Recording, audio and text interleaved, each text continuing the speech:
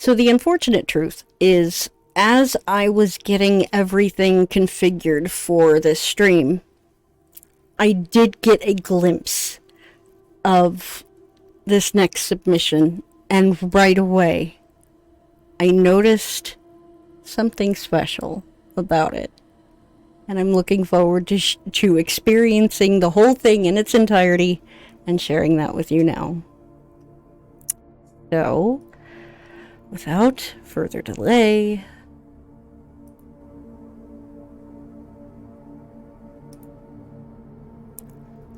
hoping for fate to come. I'm gonna see if you guys catch it. Let y'all call it out. D, no spoiling. But we'll see how quickly you guys see what's happening here.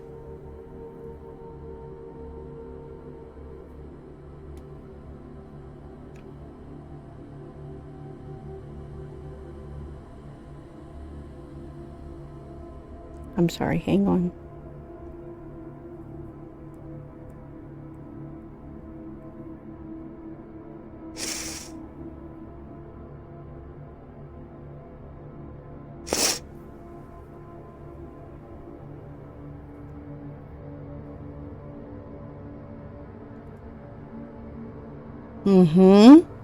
There you go. Nailed it. Bravo, Slayer. I also forget what this format is called. Can anybody else let us know, Frick, or literally anyone? Okay. I'm gonna try to keep an eye on this.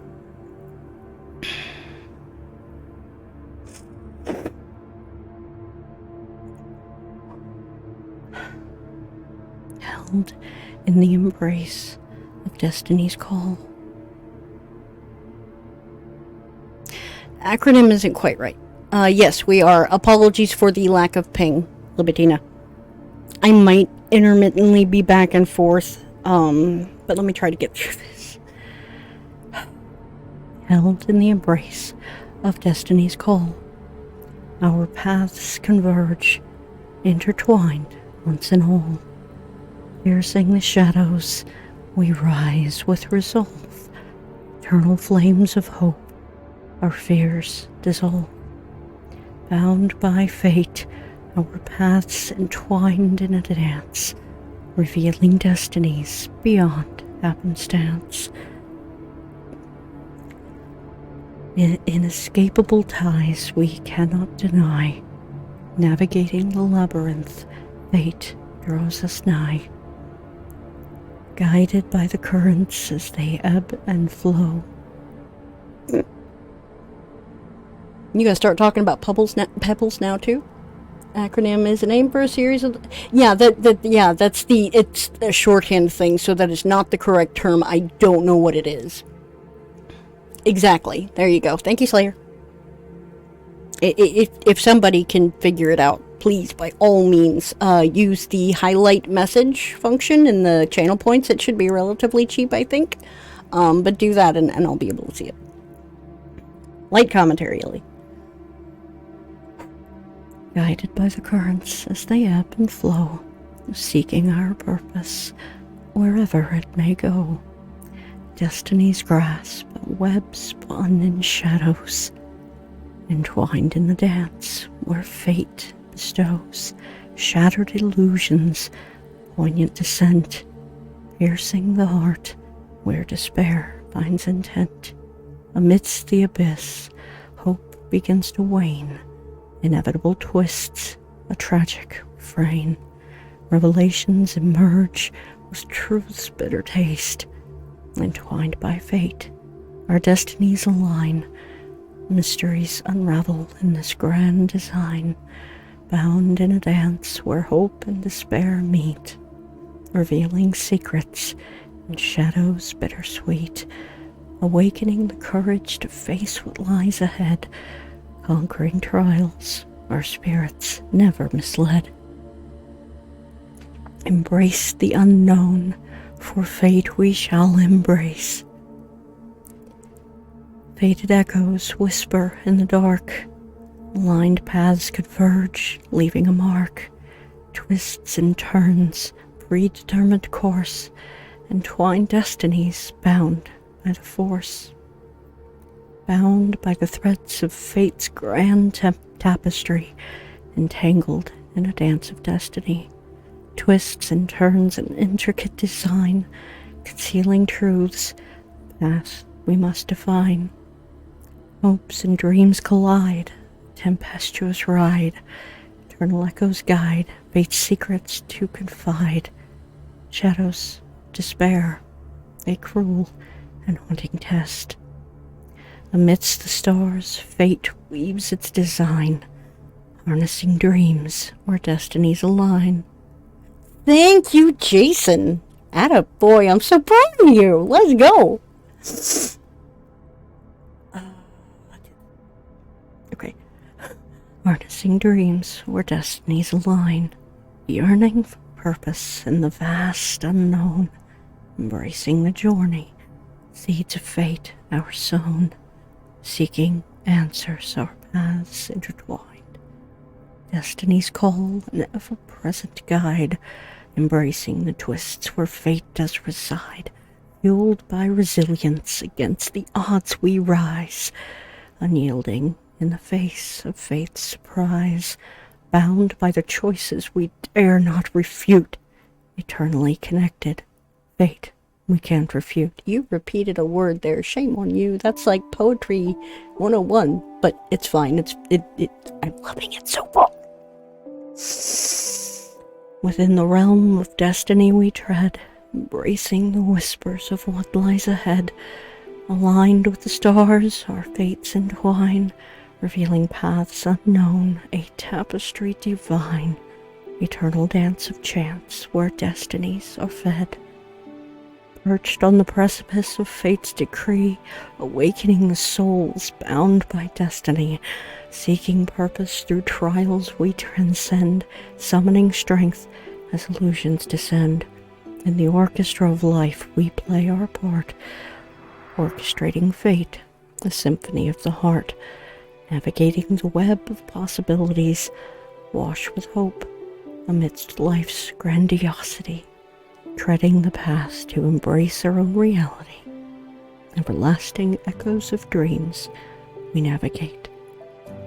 Painted upon the canvas of existence, echoes of fate dance in every instance, orchestrating our lives a destined stroke, piercing through the veil, embracing the yoke. Liberated souls, eternally we soar, enveloped by the power of fate's encore. God damn it, Frick. It bears mentioning, ladies and gentlemen. Hey, I see you, Slayer. It bears mentioning. Oh, okay, yes. So he got all the letters. Yes, that is ultimately the message. This motherfucker. Frick. It bears mentioning, ladies and gentlemen, for those of you unaware, English is not Frick's first language. And the fact... Oh no. The fact that this man can craft masterpieces like this. I salute you, sir. Just... You blow my mind. For as long as I've known you, I do too. I have literally only written maybe 2 poems my entire life. And Spanish. Like Spain Spanish, specifically. Started learning English at 3. Okay. So, I mean, like, you know, early enough. Take the compliment. Yes, exactly. But, boss, friend, that is an extraordinarily good question. Send me some in my DMs, boss. I'd be happy to see them. Brilliant work, sir. You did have the back-to-back rhyming word there, but send me Spanish poetry. I would love to hear it. And it, it worked for me because I speak Spanish. Please, I would absolutely 100% love to hear it. Well, read it, but you know what I mean. Jesus, me. With the exception of the one hiccup, absolutely mind-blowing, sir. And I know you snuck several memes in there, which is... You're fine. It's literally one time. It's one instance of it. And you know me, I have to... Look, when you edit professionally, it is a hard reflex to resist. Also, once again, this music is so fitting. This is, by the way, this song is called Descent by Spaghetti. Composed just for me, actually. Damn it, Frick. Bravo, sir. I salute you. God damn it. Excellent work. I loved it. God, my community, you guys, they're not just awesome. You guys are so talented. Every single one of you in your own, particular trades. Some of you more than one. You guys are amazing. You blow my mind constantly, and this is no different. With that, and Rise and Fall playing in the background, my heart. On to the next. Kara, you still here? Oh,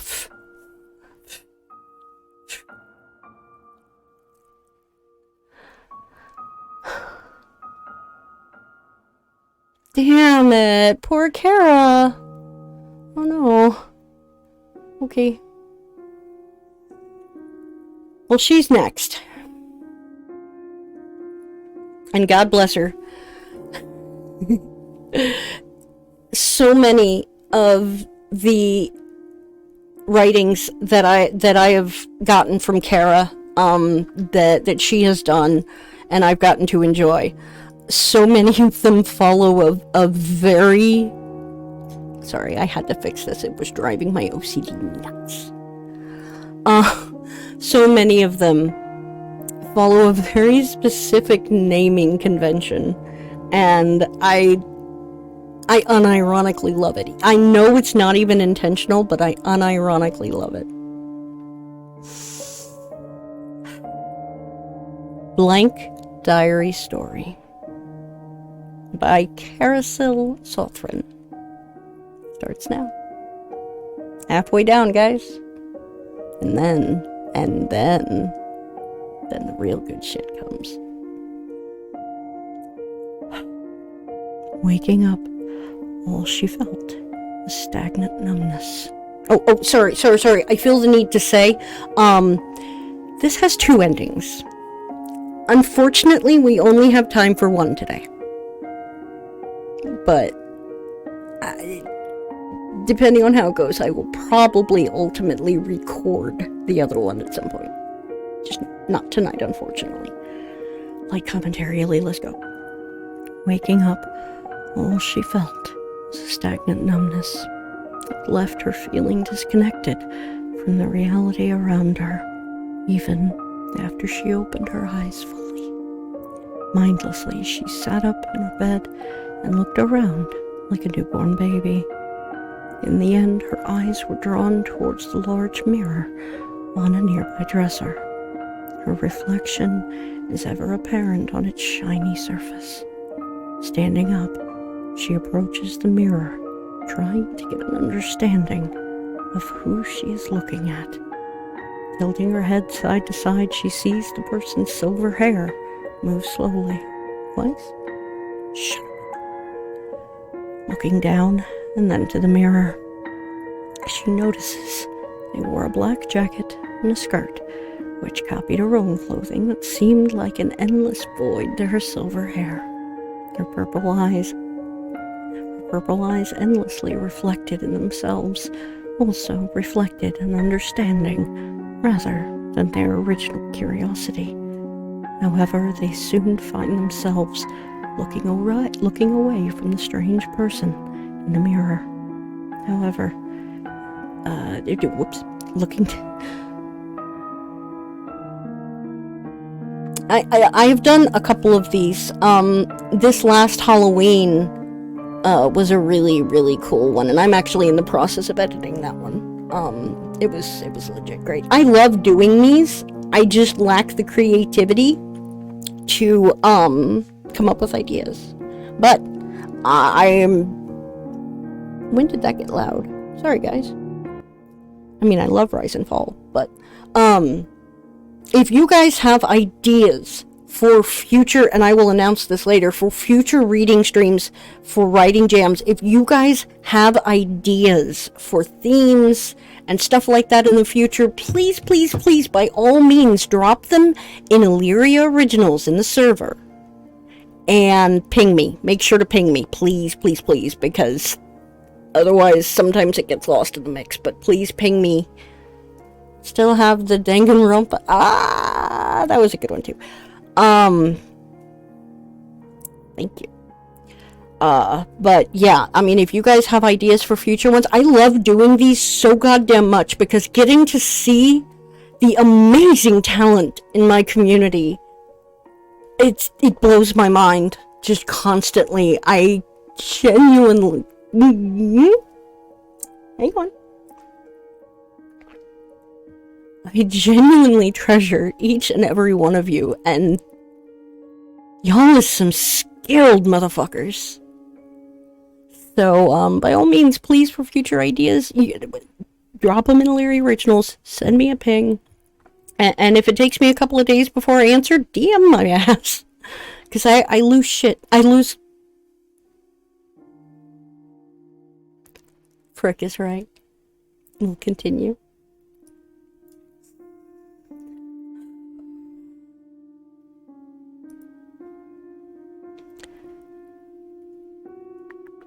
Her purple eyes, endlessly reflected in themselves, also reflected in understanding, rather than their original curiosity. However, they soon find themselves looking away from the strange person in the mirror. Looking down to the dresser, she finally notices a book-like object that was titled, "Read Me." "How strange," the girl says absently, but her hand reaches to open it anyways. Skimming through the contents, she gathers a few important things. Her name. Cheat sheet, let's go. Her name is Miyoko Ameko. Her current age is 18. She forgets everything whenever she sleeps. And she has a boyfriend whose name she couldn't find. Oh, I like this. Looking into the mirror once more, she has a better sense of familiarity than before reading the contents. Standing around all day isn't going to do me any good. Stepping away from the mirror, and also, for obvious reasons, yes, she's getting a mild version of Sayori. Stepping away from the mirror, she gets ready for the day. On the way out of her room, she looks at the mirror again, almost if it had drawn her attention subconsciously. However, she shakes her head and makes her way out. As she walks, her thoughts traverse to earlier. She tries to recall everything she read. There's so much to remember. She mumbles to herself, placing her hand on her forehead, as if to try to keep the knowledge in. With her attention centered on herself, she stopped paying attention to her surroundings entirely and accidentally bumped into something.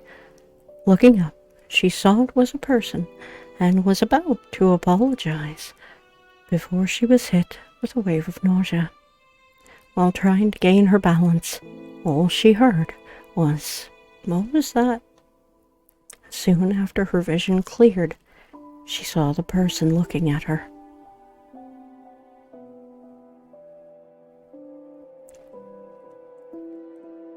I'm just trying to double check that I don't fuck this up too. Miss, you okay? They ask. I'm fine, thanks for asking. She nods before walking away, holding their hand. Holding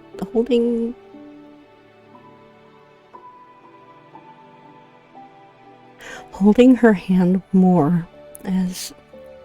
God, Kara, what happened here? I thought these got proofread. I mean, I love you. She nods before walking away, holding her head more, as she still feels dizzy from the experience. Hopefully, by the time I make it to school, this dizziness will have faded. As she arrived at the gates of her school, she soon found out that was not the case. Welcome home, sinner.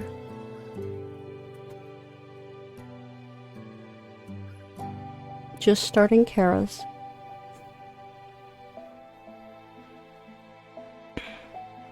As she arrived at the gates of her school, she soon found out that that was not the case.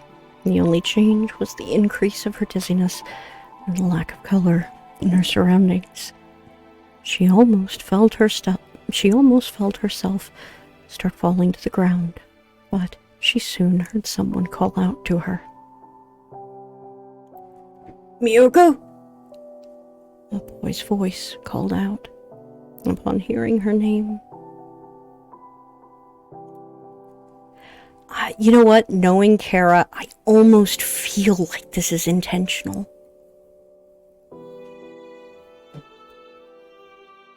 Hey, sweetheart.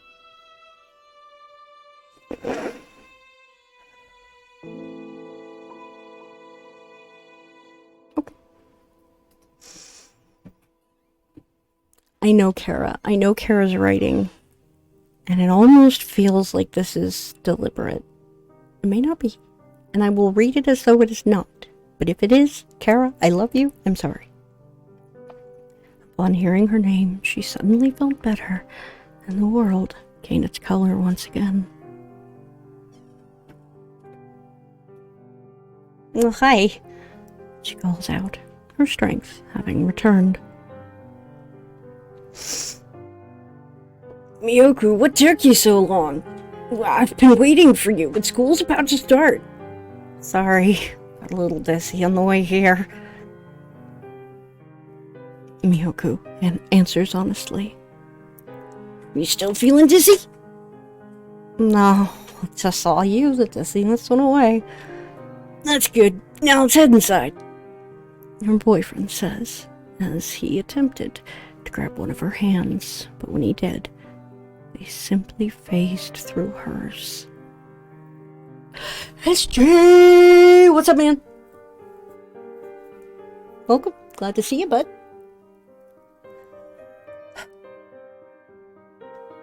I love Kara's writing. It's so good. At a glance, it just seemed he missed, but he suddenly frowned. Yuko, has anything weird happened today? I think I bumped into someone, but I was focused on myself, so it was my fault. Anything else? Not that I can recall. Don't worry, Miyoko, I'll fix this. Miyoko wasn't sure what was going on, but hearing his confidence filled her with reassurance and joy. I'll see you after school, okay? How come not during lunch? I've got some things to take care of.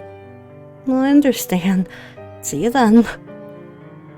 Miyoko wasn't sure what was going on. Nope, whoops, let me try that again. God, when they're packed this tightly, it gets hard. He started to walk away, but suddenly turned around and gave her a hug. What's with this? Well, since you don't remember anything, I thought it would be nice for you to feel a hug from me. Miyoko blushed a little. Well, thanks. After letting go, he waved to her and slowly disappeared into the crowd. As she goes through the motions that her subconscious had ingrained into her, and a bit of help from others, she got through the day. The only issue she ran into was a change from what was written.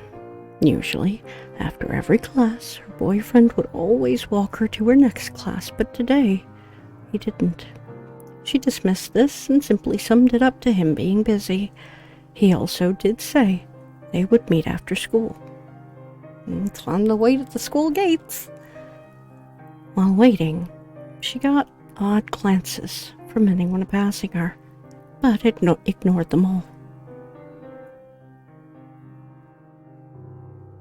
"Hey, what are you doing?" someone suddenly asks her, having either built enough courage to ask, or simply did so out of pity. "I'm waiting for my boyfriend," Miyoko answers, confused. "You have a boyfriend? I don't recall anything like that having been a thing." "Is this a joke set up by him? You can't have forgotten him," Miyoko asks with a nervous chuckle. "No, I have no idea who you're talking about," the person says, rolling their eyes and walking away. "His name is..." She tries to refute, but upon trying to grasp his name, she comes up with nothing. "Why don't I know his name?"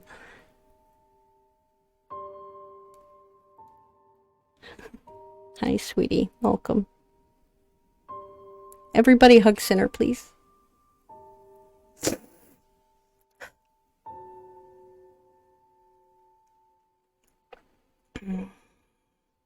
Dumbfounded, Miyoko falls to her knees, uncertain of how to take this realization. "Good call, Dee. That was bad, Illy. Very bad. Also, light commentary. Let's buzz through this because we have so much to do."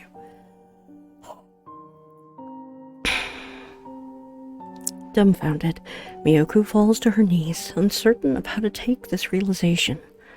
"Was what I wrote only a dream? That can't be. He hugged me this morning." Miyoko gives her cheeks a light pinch and feeling a soft pain. "I'll just need to try and figure this out. Maybe his parents remember him?"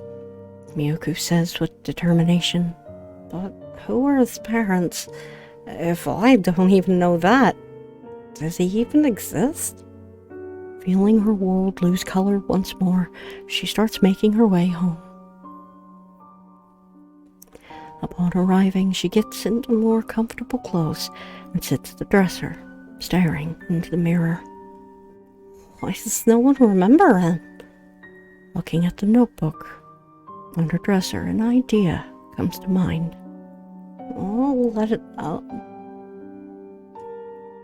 I'll let the me of tomorrow look through this. Maybe this was an elaborate prank to show how much I care about him.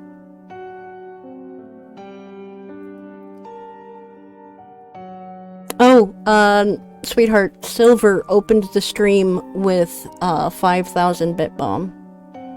Really nice way to get going. Opening the notebook, she details the day's events before crawling into bed. Good luck to the me of the future.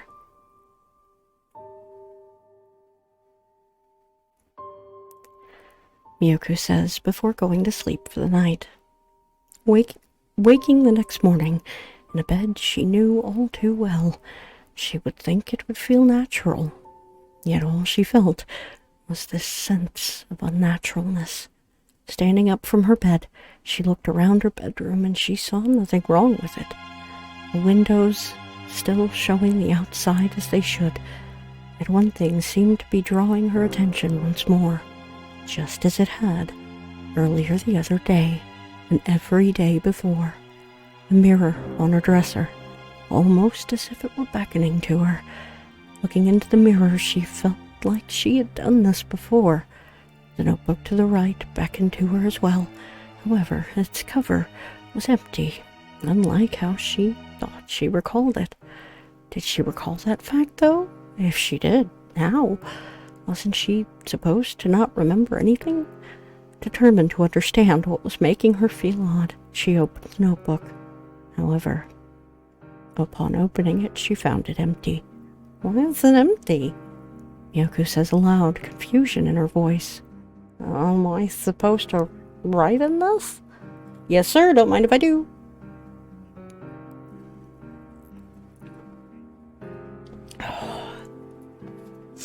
She asks herself before putting the book back onto the dresser, not wanting to disturb this strange place anymore.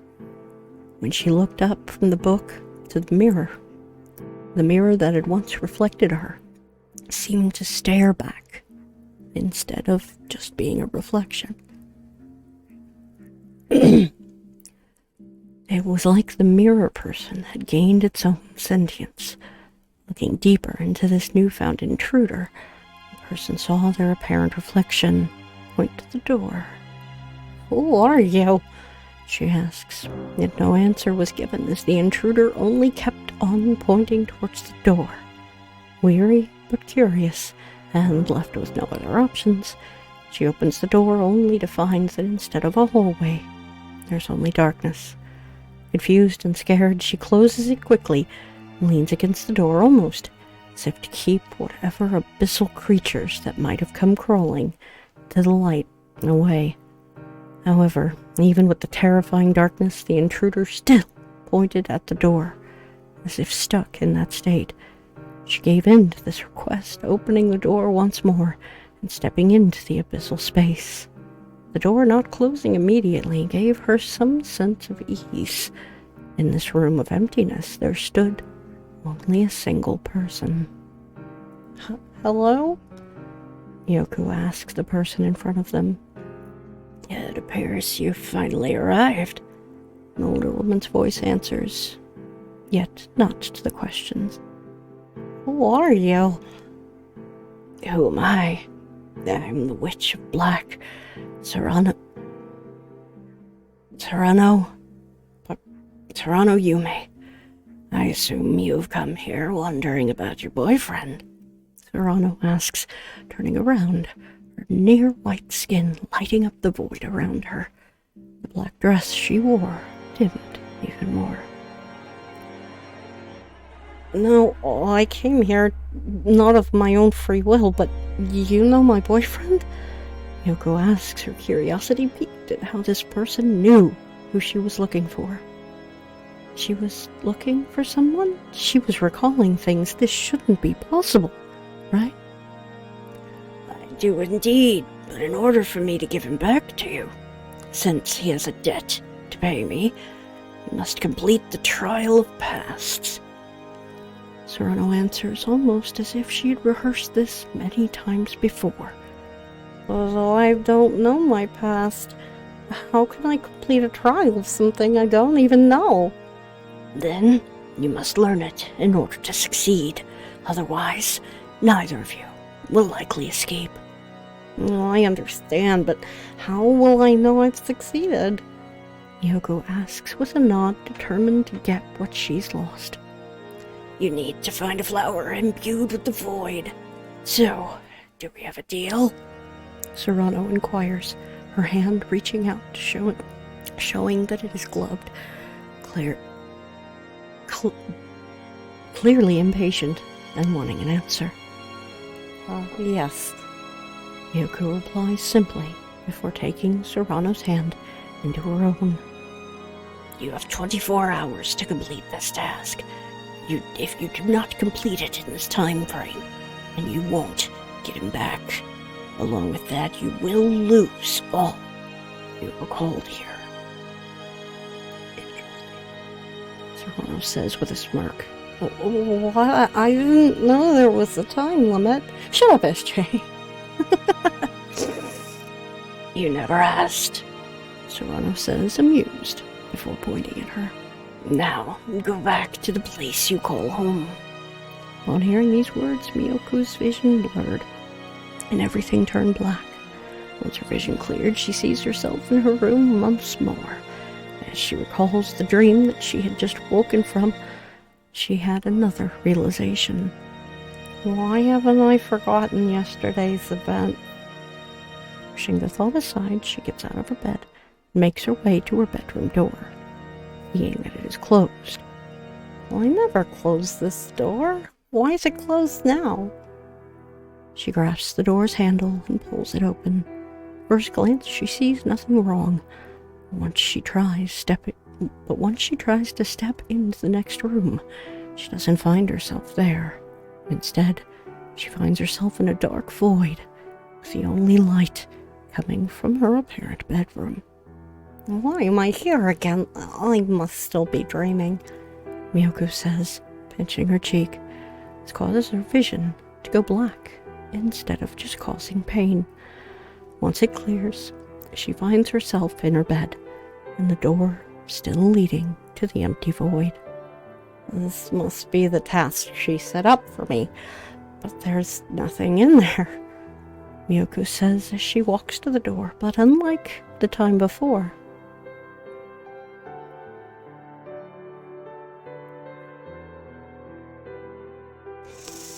Kara, I love you.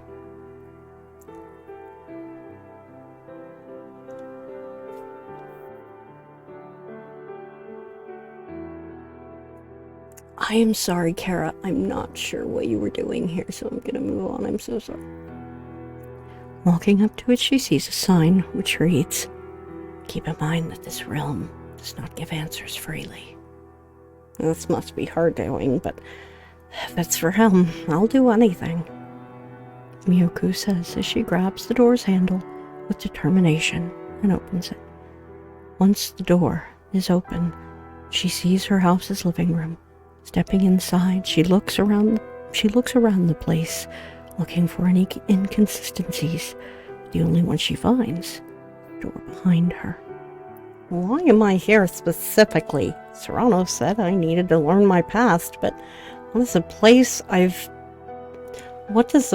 I've gone through daily have to do with that? She also didn't exactly say what to find either. Maybe I'll find some clues back in my room.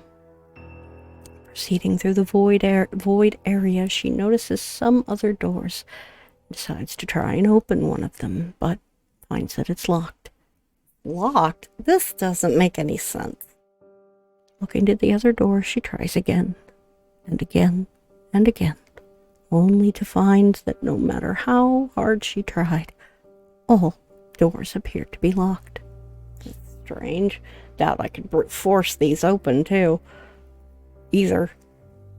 In dismay, she arrives at her bedroom and goes to the journal, only to find that a red flower in a porcelain pot was placed next to it. Is this what I'm supposed to find? Don't remember it being here originally. Looking around, she sees no one and decides to reach towards it, causing her head to spin a little. When she gains her sense of self, Kara.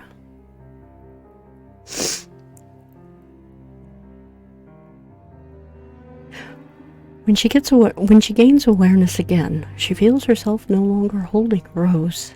Instead, a key. This must be what I need to unlock the doors. Walking back to the room of nothingness, she finds herself pulled to one of the doors. Once she reaches it, she instinctively puts the key in and finds herself able to open the door. Looking inside, she sees a living room. She gives the place a quick glance and finds it a complete replica of the living room she recalls.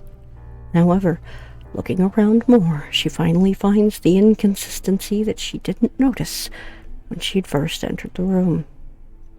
There's a blue flower this time? I don't remember there being one here before. Considering in my room I found a red one, this must be what I need to look for. Reaching out to touch it, her vision is flooded in white. As it clears, she finds herself near school. It doesn't take long for her to hear a voice, one which she instantly recognizes to be her boyfriend. She turns around, about to call his name, but hears her own voice before doing so. So this is how I find out about my past. Miyoko mutters to herself. I'm shocked I forgot about this. This is when he confessed to me.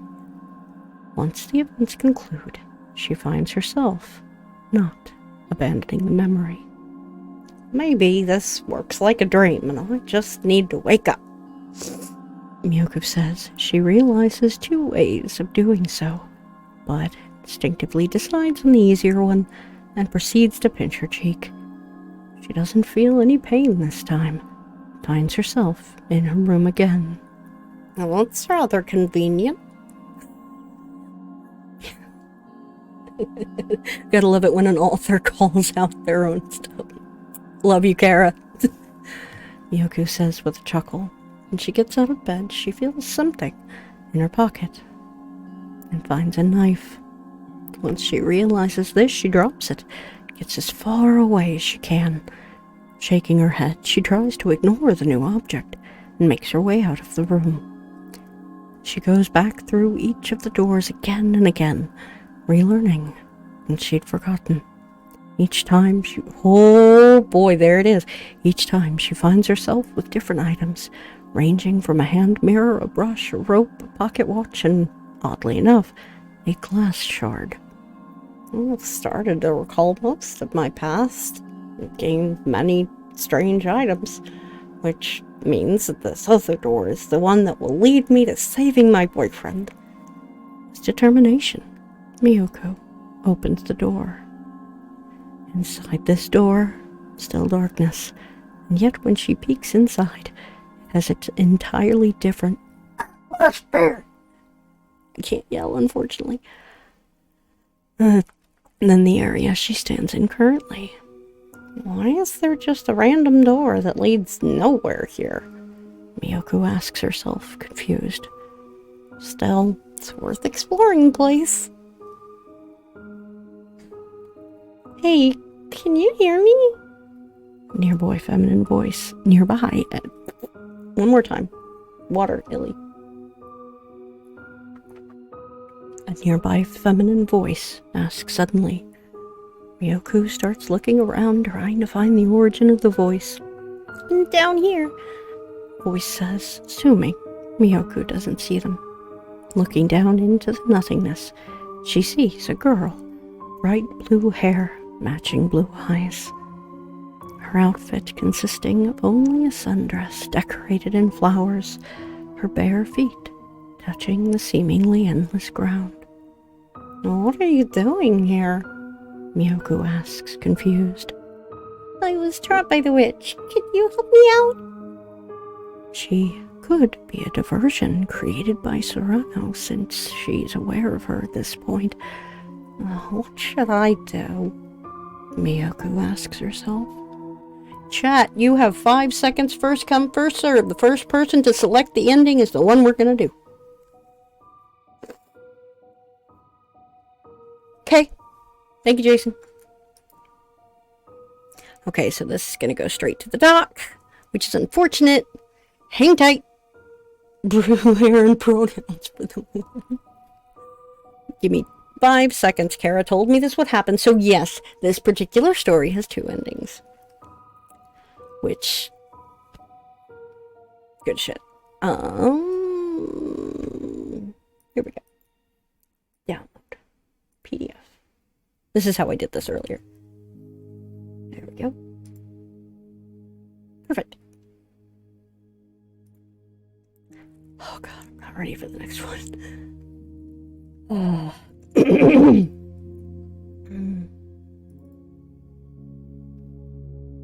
Hang tight, guys. This is going to be kind of a thing for a minute. Nope. There we go. Yes. Nailed it. Miyoko shakes her head. That's worth the risk. She might be connected to my memories. The music tells us to leave.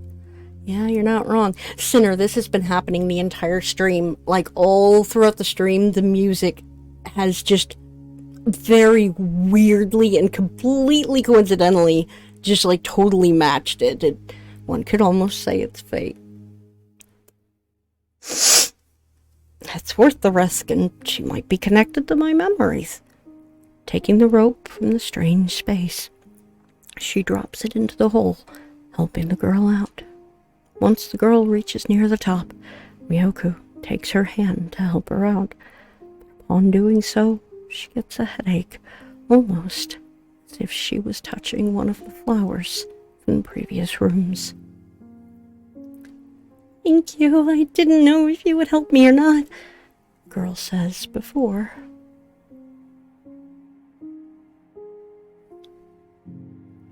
The girl says, seeming worried, seeing Miyoko's pained face. Are you okay? Yeah, just a minor headache. Do I know you from somewhere? I feel like we've met, but I don't know why. This is the first time we met here.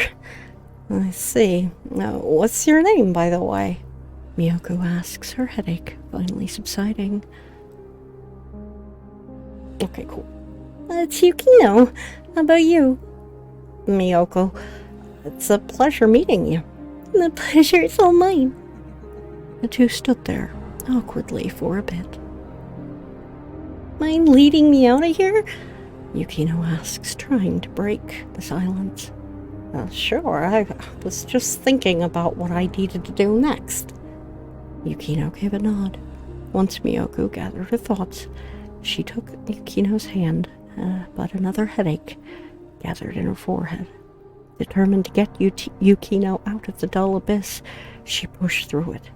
However, the closer to the door they became, the more intense pain became. Right before they reached the door, Miyoko fell to the ground, her vision almost going completely white in a single moment. I can walk the rest of the way up. If Serrano trapped you once, I'm certain she'll do it again. At least let me lead you to a safer place. Picking herself up, Miyoko pulls Yukino out, causing her vision to white out entirely. Miyoko! Yukino calls out, bringing her back from the brink of another memory. Good, you're still here. I didn't need you going through another one of her memories. I'm certain you've gone through them. Right. I remember now. Do you know where my boyfriend is? It's the main reason I'm here. Considering you were in the last room, you must be the one who knows where he is. What's your boyfriend's name? Yukino asks, unamused. I don't remember. That's because they never existed. This boyfriend you've been chasing was nothing more than a fragment of me.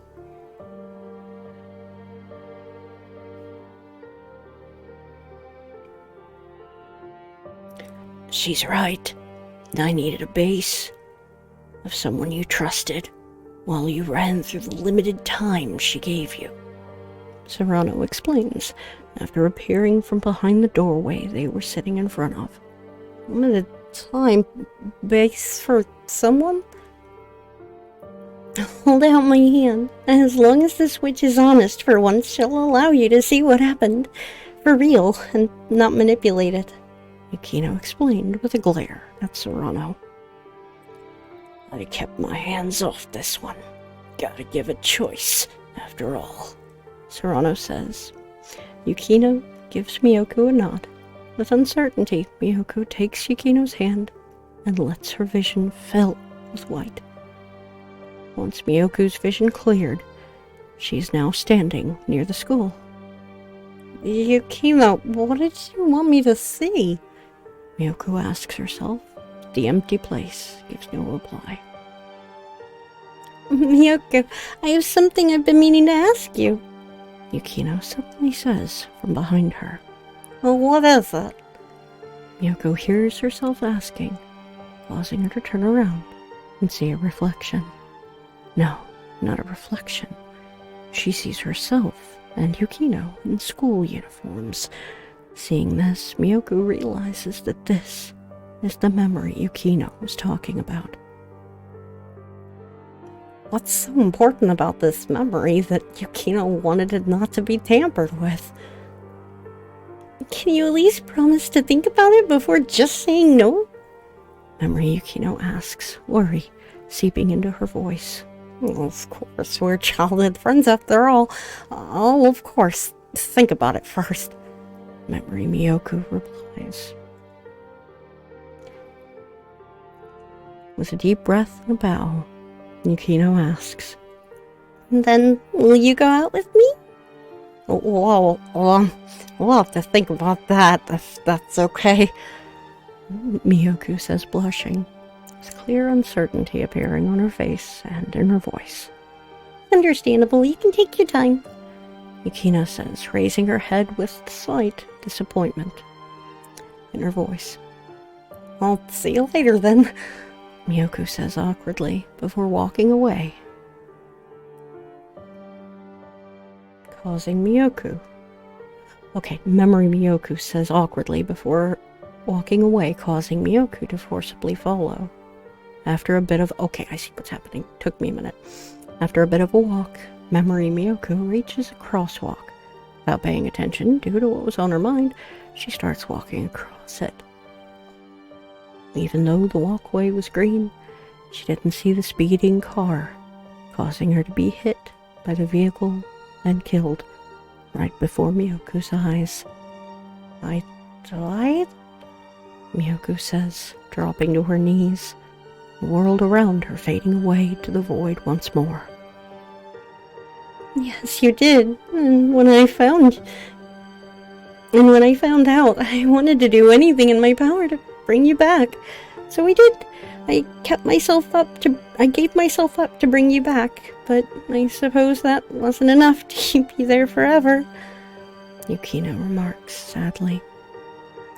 Now that you've seen what has happened to you, I can bring you back once more with your boyfriend, Serrano says from behind them, causing the pair to turn towards her. What do you want this time? Miyoku asks, knowing that was a price based off what Yukino had said. The sacrifice will have to be Yukino once again. This time I can make it permanent, Serrano says, brandishing a knife from thin air, pointing it at Yukino.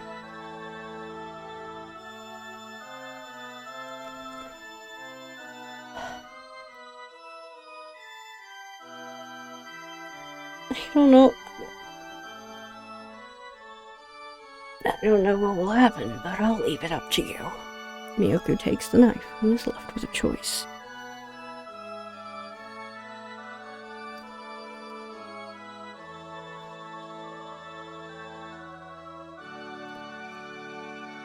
Okay. And here we go with this again. I know! It's been like that the whole time. It really is. Embrace fate, bitches. Oh wow, this is quick. Okay.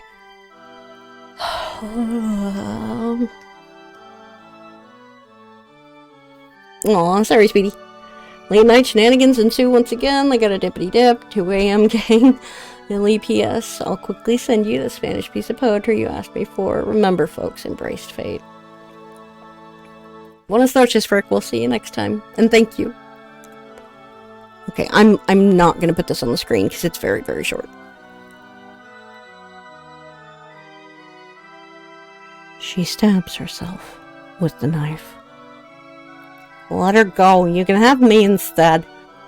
Both Serrano and Yukino are surprised. If that's what you want, fine. Serrano answers, dissatisfied, and taking the knife from Miyoku.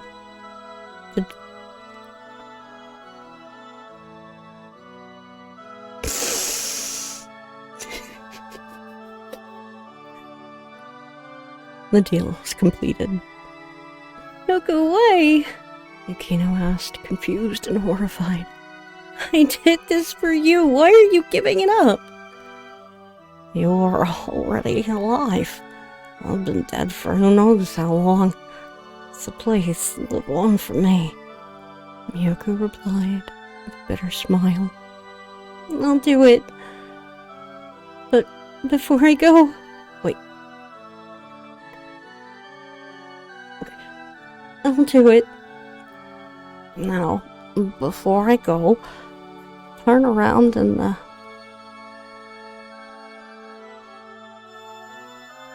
I like it, SJ. Before I go... Oh, hang on. I'm so confused. I'll do it. Now, before I go, Could you turn around and count to 3 for me? Why? I would rather it seem like I was already alone, like before, when I first died. Yukino agrees and turns around. 1, 2, 3. Bye, Miyoko. Oh, Kara. Oh, Kara. I love Kara's mind, and it's unfortunate that just the complexity of how I've known Kara now for 3 years, and the complexity and how her brain functions. This is why I often recommend that submissions are proofread first, because this sort of thing happens, especially to genius authors like Kara. Like, I absolutely, I've always loved every single thing she has ever written, like, bar none. And it's unfortunate. No, they haven't. Part of this is because I knew what this was working up to, and no, it's not the final submission. Knowing this story as I do, and by the way, this is the only story. Yes, I was literally just about to say that. This is the only story that I have read beforehand. I read it a couple of times. Because when Sinner posited to me just a couple of sentences while we were laying in bed one night of, so this is what my story's gonna be, just hearing the idea, I broke down a bit. For a little bit. Like, yeah, I went to sleep crying that night. It was a thing. Shh, Slayer. Yes and no. Thank you, Dee. I will say that this has nothing to do with OG Amor Fati. I will give you that much. Nothing. Dee, shh. We are going to, I spoke with Senator during the break, we are going to leave it a surprise. Just as I've been saying literally this whole stream, we'll circle back around. That's what we're going to do. So I'll give folks a minute or two to come back while I brace myself. I have tissues. I have fresh ice water. I have... Yeah. I'm not kidding. I'm nervous. Do you notice I dropped the price on it, honey? Breeze is a problem. Yes, dear. Stop.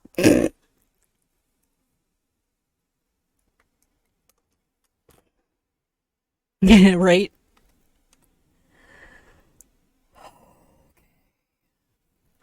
How many handlers do we currently have in chat? Just for my info. I know we got D. I saw Greg kind of posting.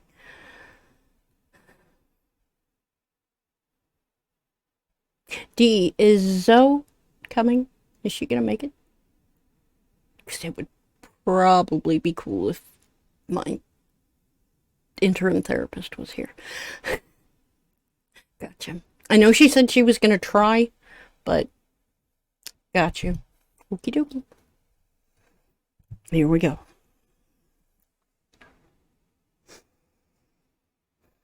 If you have not... No, it's fine. It's fine. It's fine. It's okay. It's okay. She said she'd try, but no guarantees. If you have not as of yet, I'm okay with that, D. You've been doing a bang-up job all day today. You hyped. You just... Good girl. If you have not as of yet seen the YouTube video that I did to celebrate 3 years doing this job, I'm going to link it in chat now. Please wait until the stream is over, of course, but strongly recommend, if you haven't seen it yet, you should definitely do that. because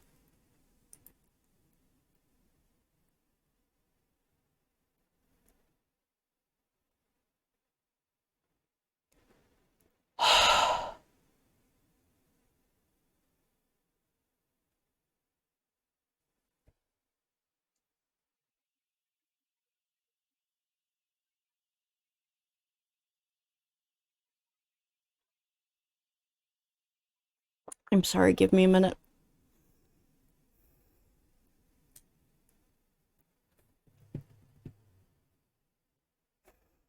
Well, too late now.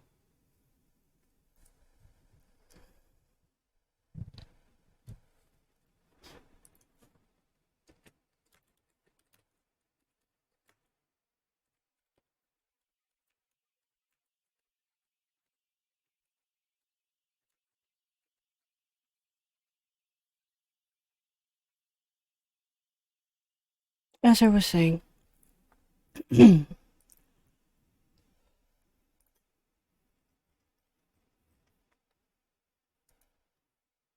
reason that this story is trigger heavy and needed to be screened in advance is mentioned in this video. So, after stream, if you haven't seen it yet, please do. Understood, sweetheart. I will wait.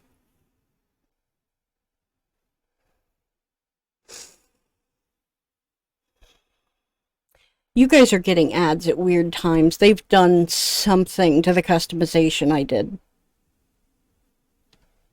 I need to take a look at that after stream, for sure.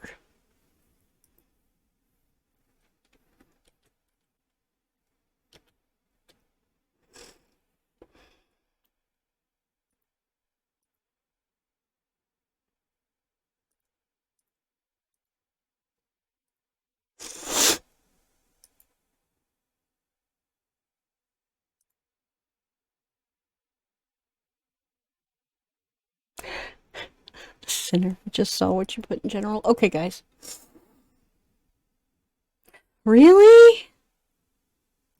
Yeah, definitely need to go in there and tweak that because... Ugh. I'm sorry, guys. Okay. Let me get the music going. I specifically chose this music for a very specific reason, and I think Sinner will understand once he hears it. Probably.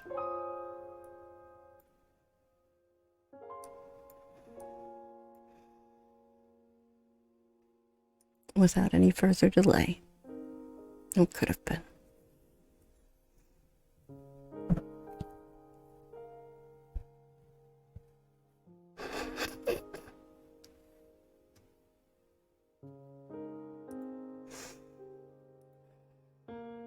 Standing just outside of a little restaurant named Natsuki's.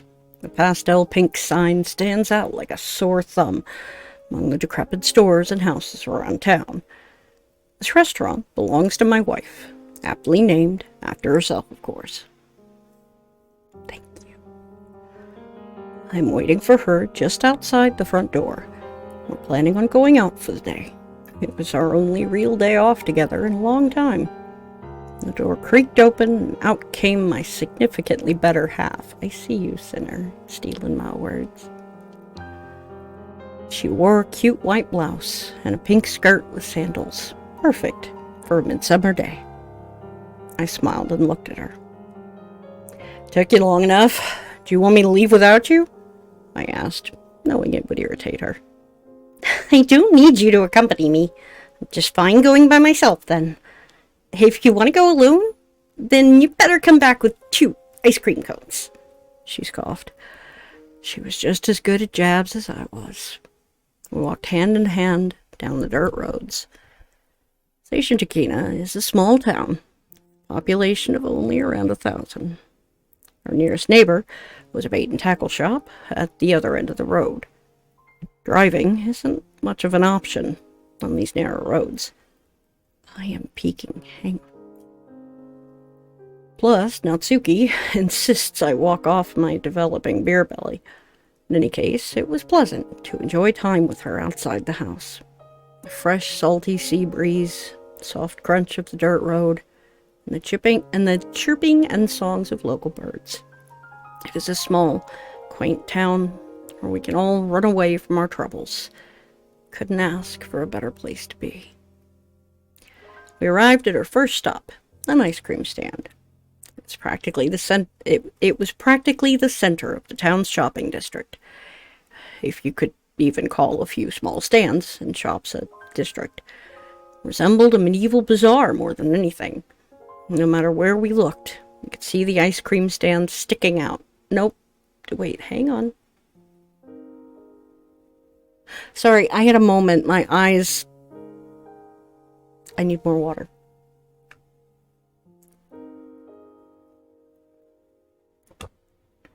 Round 2.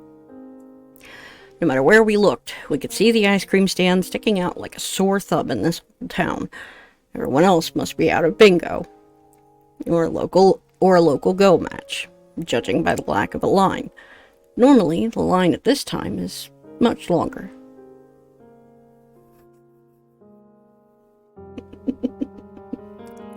Honey, I needed that. Thank you. We walked up to the front counter and looked at the display.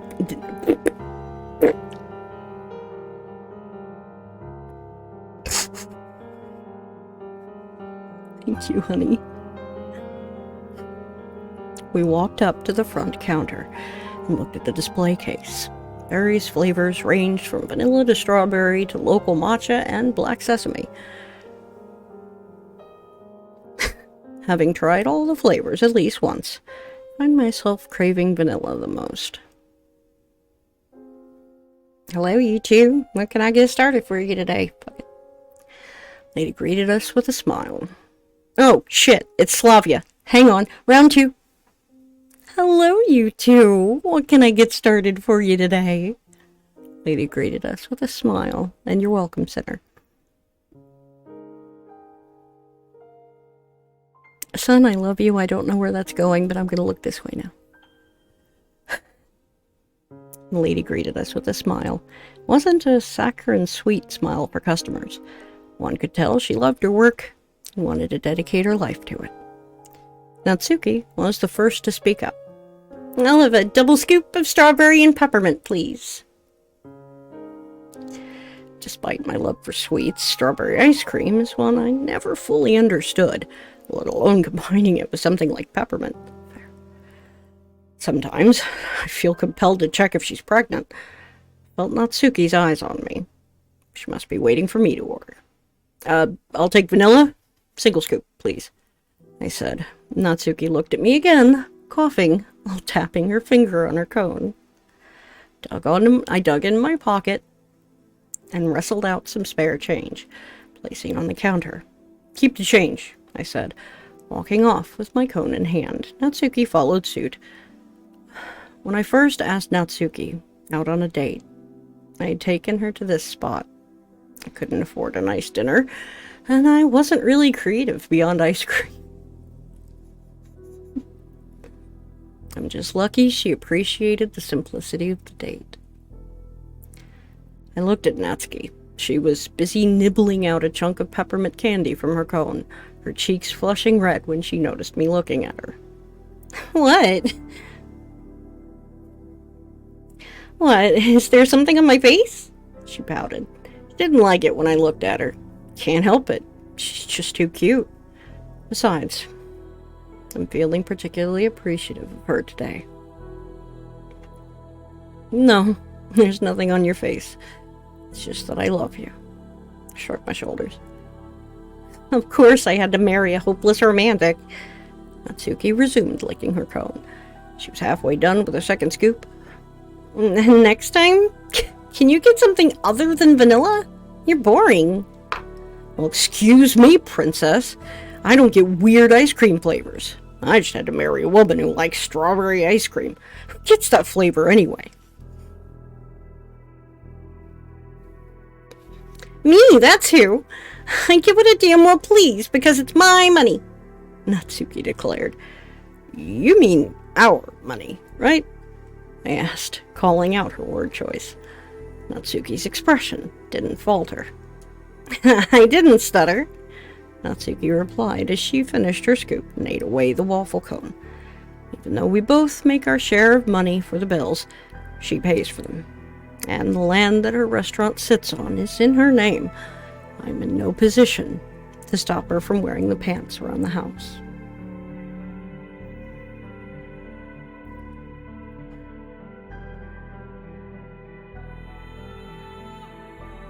Can I get some hugs?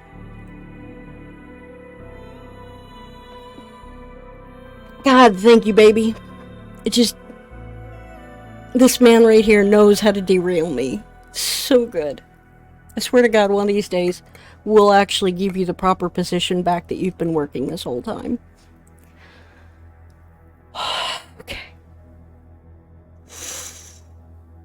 I've read it twice and I grossly underestimated just how much... This didn't happen when I was reading it to myself. Figures.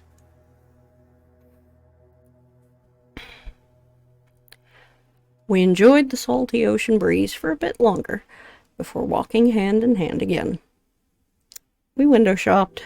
Everyone keeps asking Natsuki when she's going to come out with the big news. Along the way, Natsuki stopped at the foot of a small community theater. There, Natsuki's hand slipped out of mine. She didn't move or look at me, just looked at the sign. Reverie of a Little Tiger. Open auditions today. Hang on.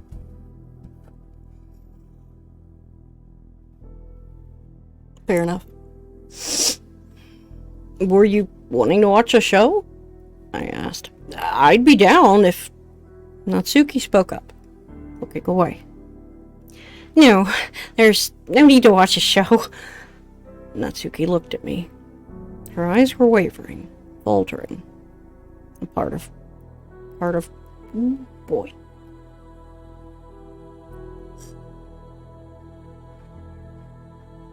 I know the inspiration behind what he's seeing here, and it's just like...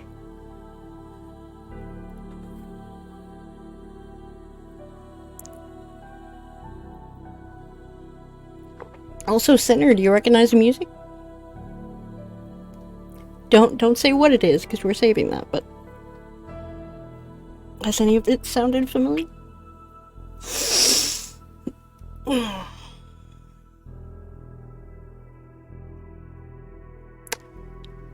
A part of her looked lost, like she had a longing for something. If you don't mind me asking, are you okay? I sniffed out some shift in her mood. She shrugged. She didn't say anything further, just sitting in silence on a rock. Okay, what's going on? I sat down on the stone next to her. You've never looked like that before. Thought about it for a bit. Natsuki must have some affinity for acting in theater. I mean, why else would she stop with that expression? I looked at her. Have you always wanted to act, but never had the confidence? She blushed and went cold. I could tell she didn't like where this was going. Can we sit down? This is going to be a long story. She patted the stone she was sitting on.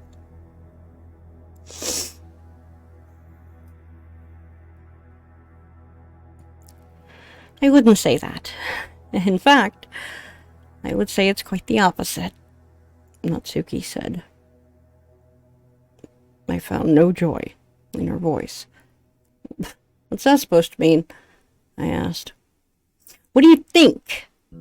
She retorted, looking at me like the answer should be obvious. I've known her for 4 years now. But not once has she ever said anything closely related to her and acting. But if she's going to hint at it that much, she doesn't leave much to the imagination. You were an actor in the past, weren't you? She nodded.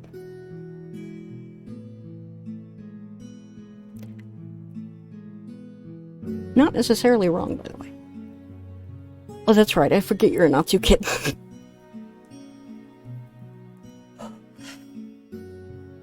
Also, hi son, I love you. There you go, sinner. Again, we'll circle back around. She nodded.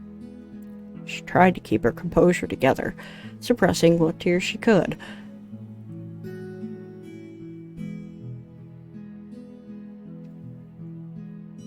Honey, who says this?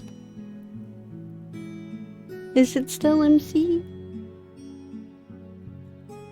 Kind of confusing. Okay, thank you. When we first met, you and I were the same. We didn't have a family, place to call home. Sound about right? It's true. My mother died when I was too young to remember her. The man that called himself my father died with her. What this has to do with Natsuki and little theater is beyond me. I'm going to get to the bottom of this with her. Natsuki, be blunt with me here. I didn't like her acting like this. It's not like her. She took a deep breath, and I'm gonna take one too. And released a dejected sigh, sounding defeated, as she looked at me.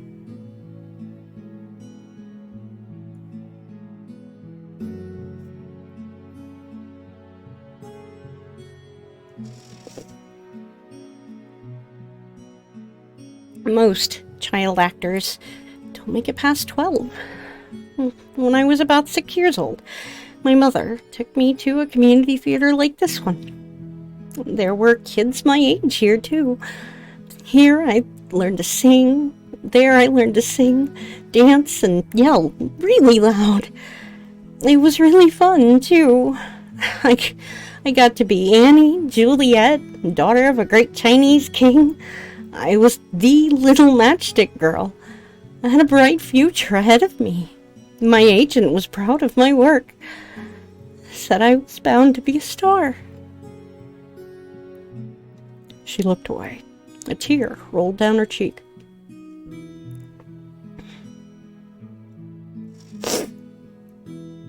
My mother worked as a tailor.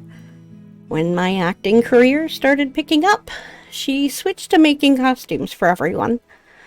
One day, as she was taking someone's measurements, as she normally would, her knuckle, it grazed one of the other kids in what could have been interpreted as an inappropriate way. Of course, everyone understood it to be an accident. My mother apologized and let someone else do the costumes for that particular show. Everyone should have understood it as an accident. Natsuki went cold. The blood drained from her skin. Someone took it out of context, didn't they? I asked, knowing full well where this was going. She nodded.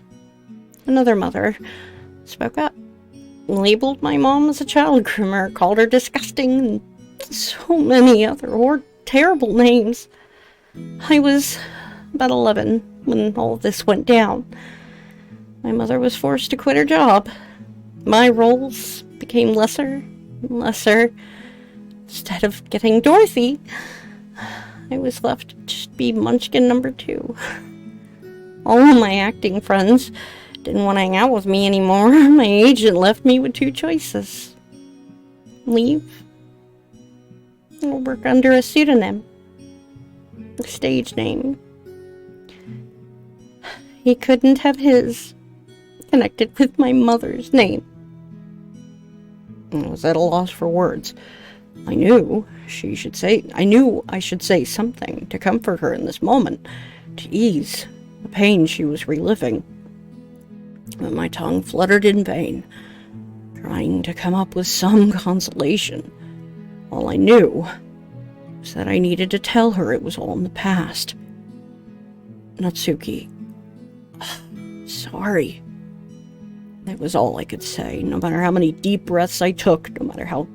water. No matter how many speeches I conjured in my mind, I sat there, looking at her. Maybe words were what would help.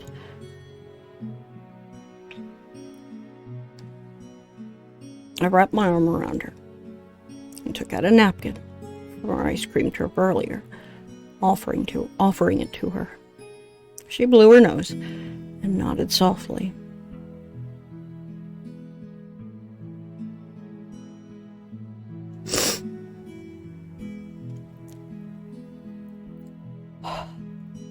It doesn't stop there. When my mom learned of my retirement, she felt horrible. She convinced herself that it was all her fault, that she ruined her daughter's career, my dream. She couldn't take the guilt. One day, she decided to end her own life. My father didn't take the news lightly either. Eventually, he was just numbing himself with alcohol. When I hit 18, he just left me with a sum of money and a note. She knows, I know the rest. Oh God, this was a page that I was...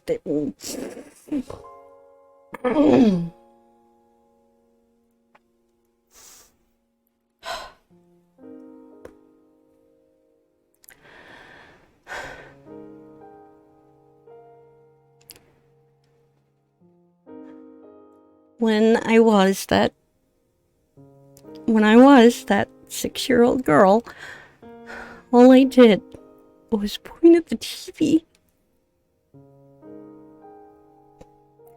All I did was point at the TV while my mom watched soap operas.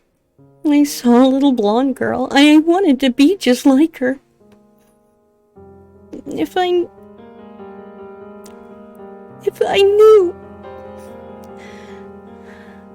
knew the price of fame would be my family, I never would have set foot on stage. Tears flowed down her face. She buried her face in her hands. I was just a stupid little girl who had a dream. I just wanted to sing and act and dance and have fun with all my friends. Why did politics have to get in the way?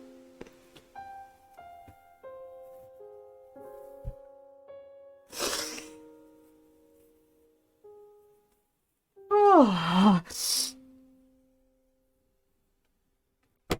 God damn it.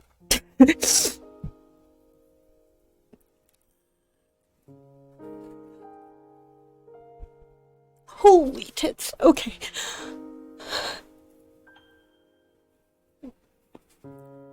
I don't like crying on camera. I'm trying to keep my makeup from running.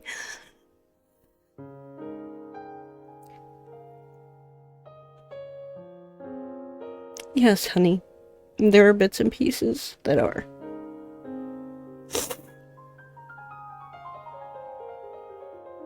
Yeah, probably a good idea.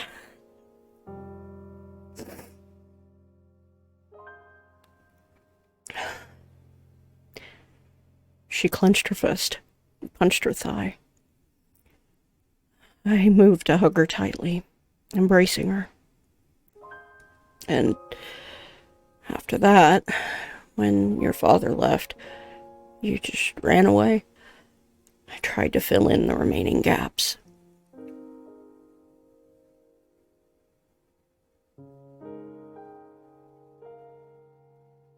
Yeah, just about. Natsuki nodded. Her story resonated with me. I just wanted to go out and punch whoever was responsible. It didn't matter if it was a woman. I was never a gentleman.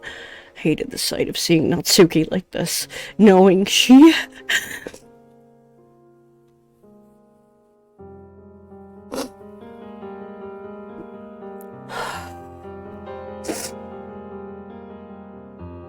knowing she had one of her biggest dreams ripped out of her hands for something she didn't even do.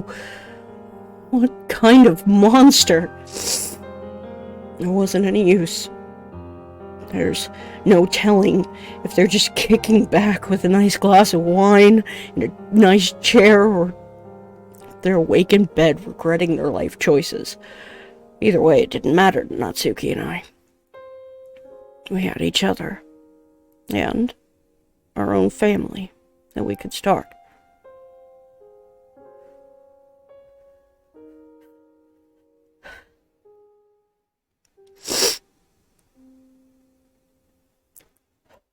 Looked at the theater, and back at her.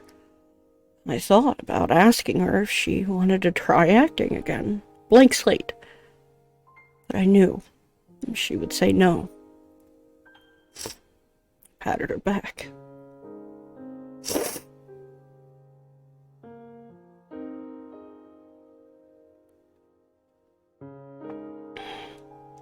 My dreams are your dreams. No matter what may have happened in the past, it doesn't have to stop you from doing what you do now. Sure, your days as an actor may be over. You still have your whole life ahead of you. And I'm happy to go and take you wherever you want to go in your life. She cried a bit more, and playfully punched my back.